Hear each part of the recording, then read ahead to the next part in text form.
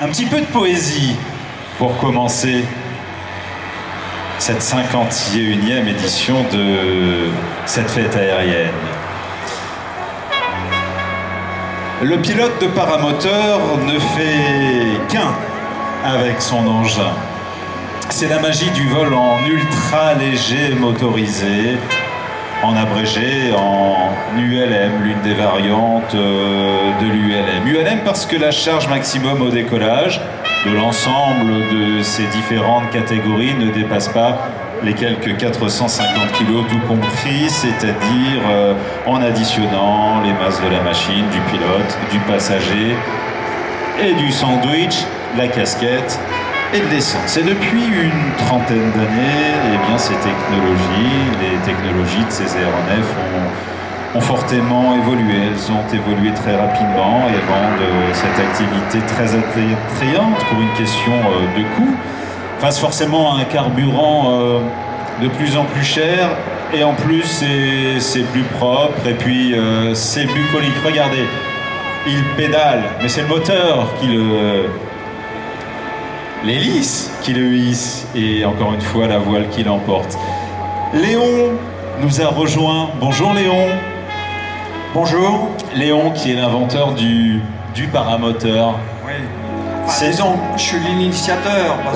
L'initiateur, allez, on parle bien. Oui, parce que j'ai pas inventé la propulsion par hélice ni le parapente. Ça c'est... J'ai assemblé les deux, j'ai réussi à voler, quoi. C'est parti d'où, Léon? C'est parti de quand j'étais faire des vols en parapente, j'ai appris. J'étais fabricant d'hélices du LM et j'avais acheté un parapente, et mon fils, je le poussais quand il y avait du vent et il décollait d'1 mètre ou 2 mètres, quoi. Et de là, j'ai décidé de me mettre un moteur dans le dos. Voilà comment ça a démarré. C'est aussi simple que ça. Ouais. Alors de là, on a entamé. J'ai fait une traversée de la Manche, Cap Grinet, Douves. Ensuite, j'ai eu 5 procès sur le dos parce que j'ai décollé d'un terrain public. Mais il y avait les gars du Cap Grinet qui sont descendus et qui m'ont fait des procès. Et le juge, qui était un gars intelligent, m'a déclaré faisant partie maintenant des ULM. Voilà. J'ai pas eu d'amende, rien du tout. Et ensuite, avec un dénommé Didier Hémin, j'ai fait la traversée de Nice-Calvi avec 3 ravitaillements en vol et 5h45 de vol. Alors, on dit que le paramoteur est un aéronef de la catégorie des aérodines.